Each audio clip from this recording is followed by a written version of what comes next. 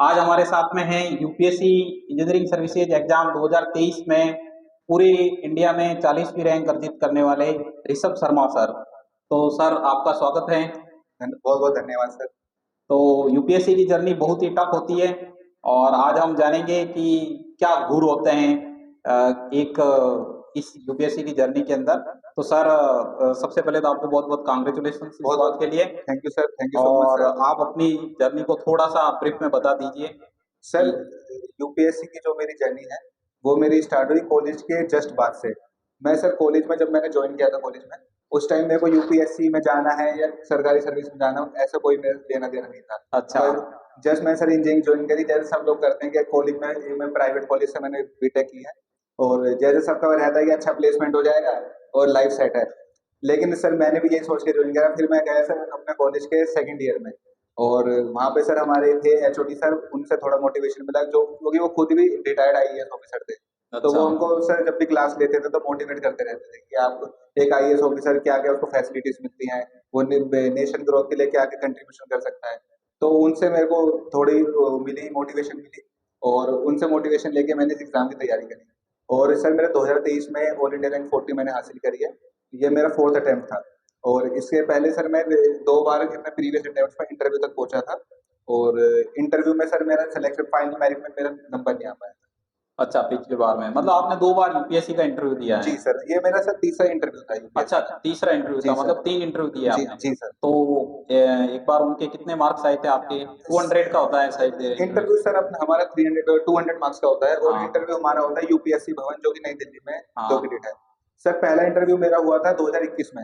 उस टाइम तो सर मेरा क्या था, मेरे पूरी लाइफ टाइम में वो मेरा फर्स्ट इंटरव्यू था। अच्छा। मैं इंटरव्यू देने गया सर, मेरा उस टाइम ब्लैक आउट हो गया। मैं अच्छे जो चीज आती थी वो भी नहीं बता पाया, नर्वस हो गया वहाँ पे।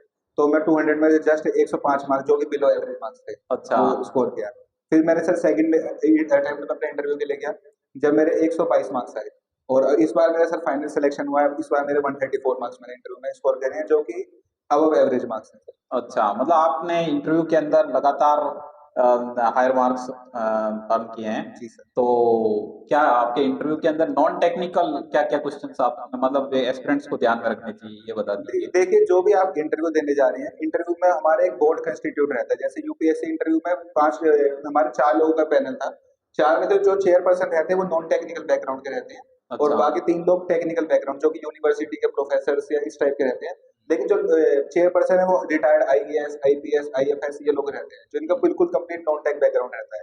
तो मेरे से जो सर क्वेश्चन इंटरव्यू स्टार्ट हुआ, मेरा लिया था सर बीबी सोरेन सर ने, जो कि यहाँ पे गुजरात के कलेक्टर रह चुके हैं और ये आईएएस अधिकारी हैं 1988 बैच के लगभग।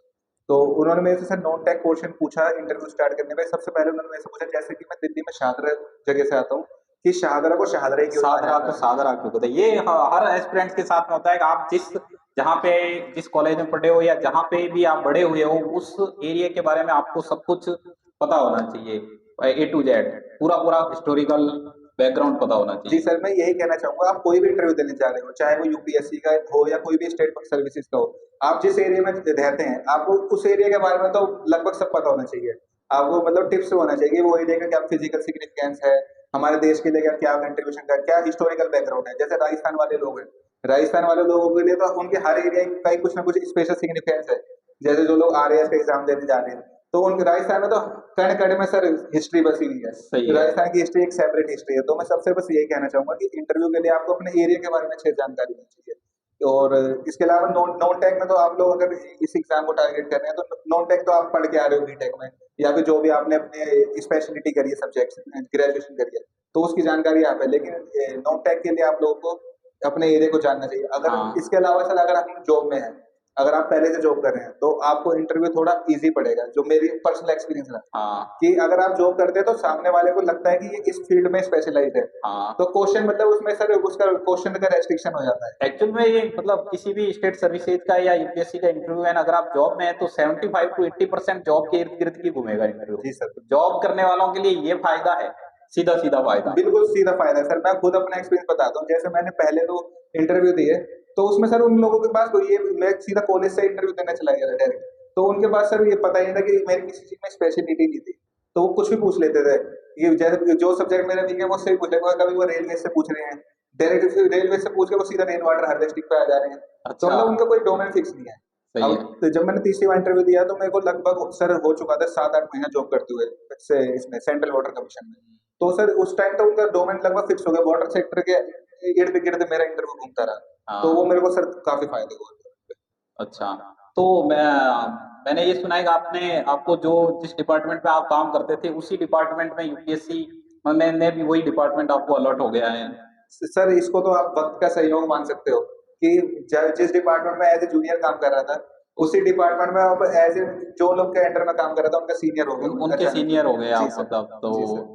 ये तो आमूलचूल परिवर्तन हो गया। ऐसा आमूलचूल परिवर्तन यूपीएससी ही कर सकती है। जी सर। तो सर बता रहे 4 बजे इनका रिजल्ट आया था, तो 4 बजे पहले जो लोग थे उनका जो व्यू अलग था आपके प्रति, और 4 बजे पे एकदम जज्बात बदल गए, आवाज बदल गई। सर बिल्कुल ये सही कह रहे हैं आप। जैसे मेरा सर 22 नवंबर को 4 बजे रिजल्ट आया था, तो चार 3:59 पे मैं सर कुछ अलग व्यक्ति था। हाँ। और 4:01 पे तो मेरे को लगता है मैं बिल्कुल कंप्लीट चेंज हो गया। लोगों से का मेरे से बात करने का रवैया, आसपास के रहने वाले लोगों का रवैया बिल्कुल परिवर्तन हो गया।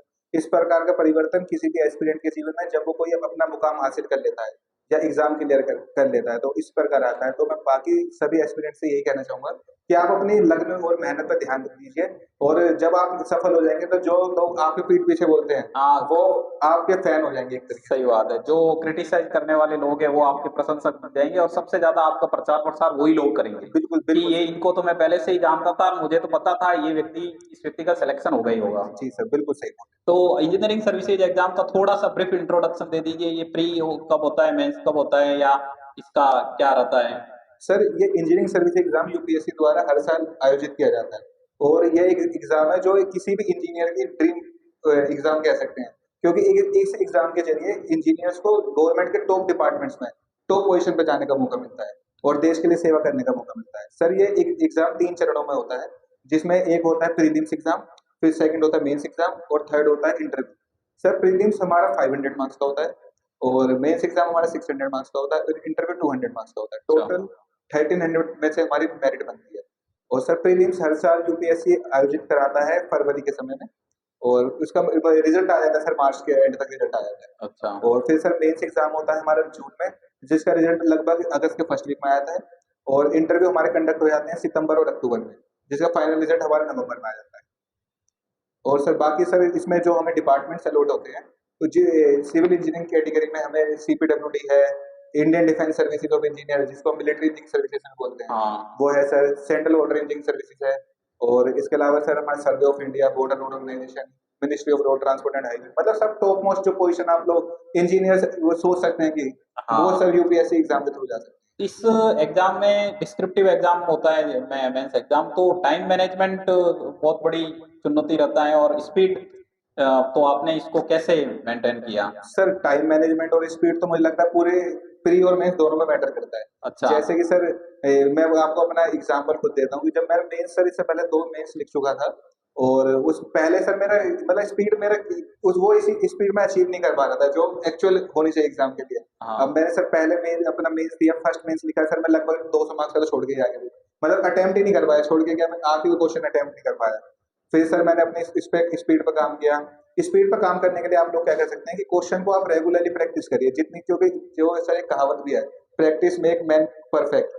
तो ये सच्ची आपके जीवन में भी वैलिड होती है ये कहावत। आप जितनी प्रैक्टिस करते हैं प्रैक्टिस करिए, और अब लिखने ऐसा नहीं है कि आप जैसे एग्जाम आपको डिस्क्रिप्टिव देना है तो आपको एक्चुअल में लिखने की प्रैक्टिस करनी है। ये नहीं कि आप बस क्वेश्चन देख लिया, हाँ यार ये तो मैं वहां कर लूंगा, ऐसे नहीं हो पाएगा। ये तो मतलब अब तो नहीं पाया जाता ये एस्पिरेंट में, पर पहले ये जरूर था कि ये तो मुझे आता ही है, इसको करने की क्या आवश्यकता है। पर वो आपका टाइम तो कंज्यूम करेगा ही, और हो सकता है वो नहीं भी आ रहा हो। और तो टेस्ट सीरीज बहुत ही महत्वपूर्ण रोल प्ले करती है। और मैं सर बाकी एस्पिरेंट्स को ये भी कहना चाहूंगा कि कुछ एस्पिरेंट्स को क्या आदत होती है कि वो दोपहर में सो जाते हैं। अच्छा। अब एक्चुअल में एग्जाम वहाँ दोपहर में देना है, अगर आप दोपहर में सोने की आदत डाल लोगे तो वहां पे आपको नींद आ सही जाएगी। बात है। जो जो सेकंड वाला पेपर होता है ना, उसके अंदर फिर उनके लिए बड़ा ही चैलेंजिंग टास्क रहता है, और जो दोपहर में सोने वाले लोग होते हैं ना, तो वो नए नए हथकंडे अपनाते हैं उसके लिए, कि एक तो खाना नहीं खाना, तो क्योंकि खाना और उनका नींद का बड़ा ही जी विचित्र संयोग जी। रहता है। इसलिए सर मैं क्या करता था इसको हटाने के लिए कि मैं जब भी अपनी टेस्ट सीरीज देता था, मैं जो एक्चुअल एग्जाम का टाइम है उसी टाइम पे टेस्ट सीरीज लिखता था। अच्छा। जैसे पहला पेपर 9 से 12 होना है तो मैं 9 से 12 ही टेस्ट सीरीज लिख दिया। फिर दूसरा 2 से 5 तो मैं दोपहर में लिखता था, जिससे मेरी एक्चुअल एग्जाम में भी बैठने की हैबिट बन जाए। ऐसा नहीं कि मैं रात के 8 से 11 बैठ कर आराम से रिलैक्स होकर लिख रहा हूँ। वहाँ पे ऐसा एग्जाम में एक्चुअल में मेरे को 8 से 11 नहीं लिखना एग्जाम। सही बात है। और सर, और बाकी मैं यही कहना चाहूंगा कि बस आप अपने अपने पर भरोसा रखिए, मेन यही है, अपने पर भरोसा। इस एग्जाम के लिए या किसी भी एग्जाम के लिए जो बैठने वाले कैंडिडेट्स हैं उनके लिए क्या डूज और क्या डोंट्स हैं, एक बार ब्रीफ में। सर देखिए, सबसे पहले ये एग्जाम या भारत में जॉब के लिए कोई भी एग्जाम, सबसे पहले डूज तो ये है कि आपको सबसे ये कंसिस्टेंसी मेंटेन रखनी है। ऐसे नहीं कि मैंने कुछ एस्पिरेंट्स को देखा है कि वो बंदा 8 घंटे पढ़ता है या वो बंदा 10 घंटे पढ़ता पता है। है। ऐसे मतलब एक दूसरे से आपको कंपेयर नहीं करना। हर किसी का दिमाग अलग है, हर किसी के सोचने समझने की वो शक्ति अलग है। आपको सबसे पहले अपना टारगेट सेट करना है और कंसिस्टेंसी मेंटेन रखनी है कि रेगुलरली मेरे को जो मैंने अपना टारगेट सेट किया है, ये टारगेट मेरे को अचीव करना है, चाहे वो 2 घंटे में हो जाए, चाहे वो 12 घंटे में हो। घंटे नहीं काउंट करने। सही है, और टारगेट काउंट करना है। और सर सेकंड डोज ये है कि आप लोग टेस्ट सीरीज रिलीजियसली फॉलो करिए और पीवाईक्यू फॉलो करिए, क्योंकि पीवाईक्यू फॉलो करने से आप लोगों को जो भी आपका ये वास्ट सिलेबस है वो आप नॉर्मलाइज कर सकते हैं, छोटा कर सकते हैं। जो चीज इंपॉर्टेंट है उसको प्रैक्टिस करिए। और सर डोंट्स में यह है, सबसे पहले तो लोगों की बातों में ध्यान न दीजिए, सही बात है। क्योंकि लोग तो डिमोटिवेट करेंगे कि वो लड़का नहीं कर पाया, तुमसे इतना ज्यादा पढ़ता था, वो आईआईटी का बंदा नहीं कर पाया था, तुम नॉर्मल क्या कर पाओगे। तो ये बातें आपको बिल्कुल नहीं सोचनी है। और सेकंड डोंट्स ये है कि आपको मतलब टाइम वेस्ट नहीं करना है, किसी किसी तरीके से आपको मतलब करते ही रहना है। जैसे मेरे साथ क्या था, जब मैं थक गया, जैसे मैं अपना टेक्निकल सब्जेक्ट पढ़ रहा हूँ, अब टेक्निकल में थक गया यार, पूरे दिन टेक्निकल पढ़ रहा हूँ, तो मैं क्या करता था, जैसे लेट गया, लेटे लेटे मैं न्यूज न्यूज पढ़ ली पूरे दिन की, हाँ, नॉन या टाइम पढ़ने लगे, ईयरफोन वीडियो लगा के सुनने लगे। करंट अफेयर्स सुन लिया, वीडियो देख के। हाँ, तो आप ये सब भी कर सकते हैं, मतलब टाइम इस वेस्ट बारे करना में नहीं। ये बात ये भी है कि किसी रिसर्चर ने बताया कि आप जब कोई एक सब्जेक्ट पढ़ रहे हो, मैथ्स पढ़ रहे हो, साइंस पढ़ रहे हो, तो आपका दिमाग का एक भाग काम करता है। जब आप हिंदी पढ़ोगे, इंग्लिश पढ़ोगे, दूसरा भाग काम करेगा। इसलिए जब कोई व्यक्ति थक जाता है, सब्जेक्ट चेंज कर सकता है वो, तो उससे क्या है कि उसको लगेगा भी नहीं कि भाई मैं बहुत टाइम से पढ़ रहा हूँ, और पढ़ाई भी हो जाएगी। ये एक रहता है कि सोते सोते रात को न्यूज चैनल देख लिए, न्यूज़पेपर्स पढ़ लिए।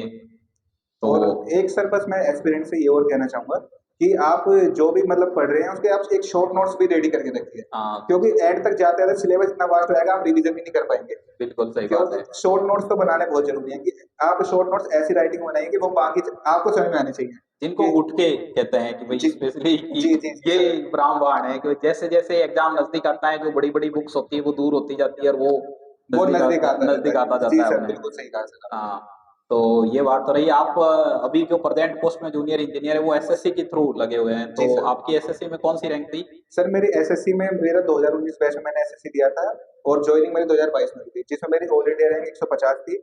और मेरे को सेंट्रल वाटर कमीशन अलॉट हुआ था, जिसमें मेरी ऑल इंडिया रैंक 7 थी। अच्छा, जी सर। और अभी भी सेंट्रल वाटर अभी कमीशन मैं है। Central water engineering services UPSC मिला है सही मुझे। बात है। तो और लास्ट में आप हमारे स्टूडेंट्स को क्या कहना चाहिए? बस सर एक्सपीरियंस को मैं यही कहना चाहूंगा, सबसे पहले तो अपने पर विश्वास रखिए कि ये जिस चीज की मैं तैयारी कर रहा हूँ मैं बिल्कुल सही पथ पे हूँ, और ये तैयारी करने से मेरे जीवन में, मेरे परिवार में क्या परिवर्तन आएगा। इसलिए ये सब सोचेंगे तो आपको पहली बार आप खुद ही रेगुलर हो जाएंगे अपने प्रति, अपने लक्ष्य के प्रति। लक्ष्य को निर्धारित रखिए और मेहनत करते रहिए। बस मैं अंत में ये कहना चाहूंगा कि अपने पर भरोसा रखिए और कंसिस्टेंसी मेंटेन रखिए। एक दिन कोई चुपके से कोई रिजल्ट आकर के आपकी तकदीर के सारे पन्ने बदल देगा, बस उस दिन तक तुम हार मत मानना। तो ये जो हमारे दर्शकों को हम कहना चाहते हैं, चाहे आप भले ही किसी के भी फील्ड में हैं। तो थैंक यू सर, थैंक आप यू। देश के विकास में अपना योगदान दें और आपको आपके भावी जीवन